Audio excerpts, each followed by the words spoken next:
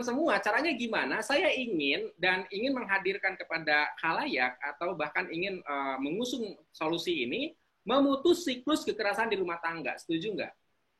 Sekali lagi, kita bicara kekerasan. Ada kekerasan yang dilaporkan, ada kekerasan yang tidak dilaporkan, tetapi ada yang belum keras. Tapi sudah menelantarkan, sudah mengabaikan, sudah kekerasan verbal, itu semakin banyak lagi. Korbannya siapa? Ini anak-anak lagi, teman-teman semua.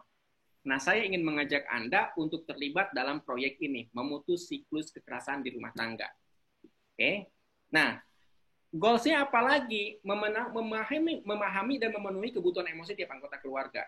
Kalau seandainya tiap anak terpenuhi kebutuhan emosinya, dia nggak akan baper ke yang lain. Dia nggak akan caper cari perhatian ke yang lain. Itu kalau anak. Lah, kalau misalkan istri, kalau misalkan suami, seorang suami tidak terpenuhi kebutuhan emosinya dari istrinya, dia menjadi cari perhatian kepada istri-istri yang lain. Atau sama. Istri juga ketika dia terpenuhi kebutuhan emosinya dari seorang suami, dia akan mencari perhatian dari suami-suami yang lain.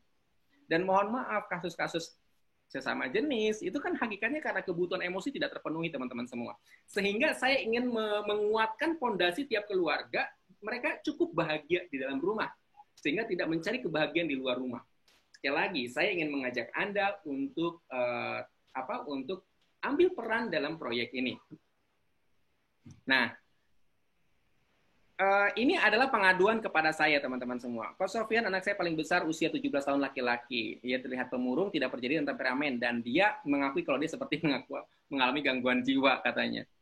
Kayak gitu ya. Jadi si ibunya tuh panik, dia nge-WhatsApp saya. Tapi kita tahu bahwa tidak ada akan ada asap kalau nggak ada api.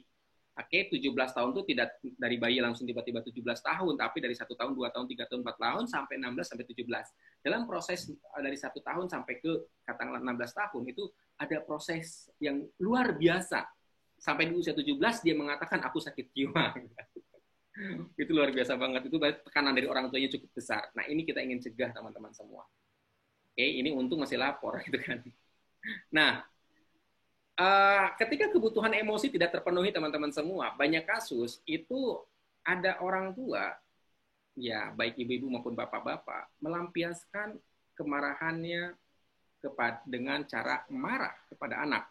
Sampai dulu seperti kesetanan, ngamuk berlebih, gampang tersulut, emosi, rumah bisa hancur, tak terasa anak jadi sasaran. Oke, atau ini yang sebelah kanan itu saya menganalisa tanda tangan gadis. Pernahkah melakukan sesuatu yang dianggap dosa lalu sangat disesali? Oke, pernah, gitu kan. Ya dosanya apa saya nggak tahu lah, dan saya nggak mau tahu, gitu kan. Tapi poinnya adalah ketika seseorang memiliki kebutuhan emosi yang tidak terlampiaskan, itu salurannya bisa kemana-mana, bisa liar, teman-teman semua. Jadi bagaimana kalau seandainya saya mengajak Anda untuk sama-sama kita jaga ini, gitu, minimal dari keluarga kita masing-masing. Setuju? Sip, yang setuju coba silahkan bilang setuju gitu di chatting ya, biar saya tahu ini masih hidup nggak di sini. Oh ya, setuju. Oke.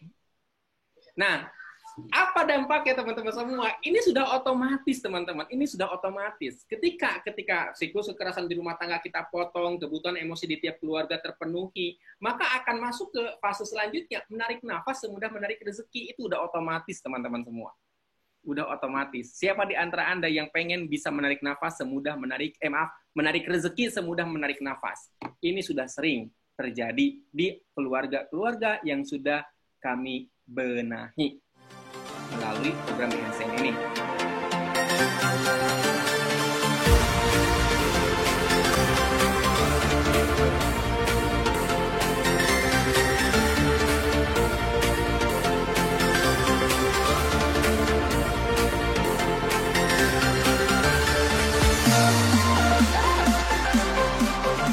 Nah, terus apa Pak teknisnya? Oke, nah ini nih seru nih teman-teman semua.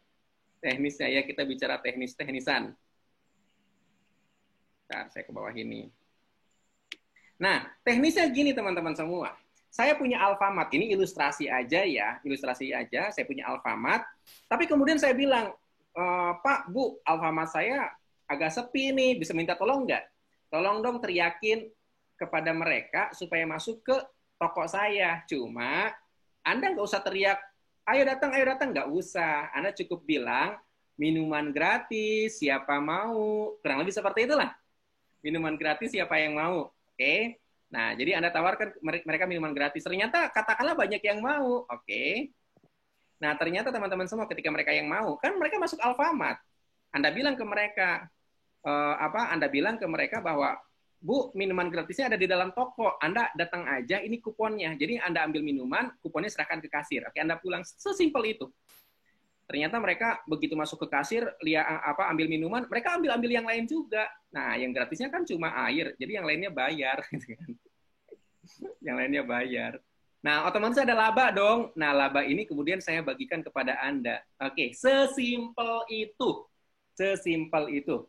Jadi yang jualan siapa? Saya. Kayak gitu ya. Kurang lebih seperti itu ya. Nah, sekarang bagaimana kalau si Alfamart itu saya ganti dengan toko behind the scene? Saya bilang, aduh toko behind the scene saya masih sepi nih. Kurang lebih seperti itu ya. Masih sepi. Caranya gimana? Tolong dong teriakin. Nah, tapi nggak seperti itu juga. Nggak usah teriak-teriak. Anda tinggal bilang, ada e-book atau seminar gratis. Gitu kan. Ada e-book tentang luka batin, tentang mental block. Ada seminar gratis tentang mental block. Gitu kan. Kurang lebih seperti itu. Lalu ternyata banyak orang yang mau. Tapi begitu mereka mau, ternyata mereka juga ambil yang berbayar. Oke, mereka dapat gratisnya, tapi mereka juga ambil yang berbayar. Efeknya apa? Maka Anda dapat komisi. Sesimpel itu, teman-teman semua.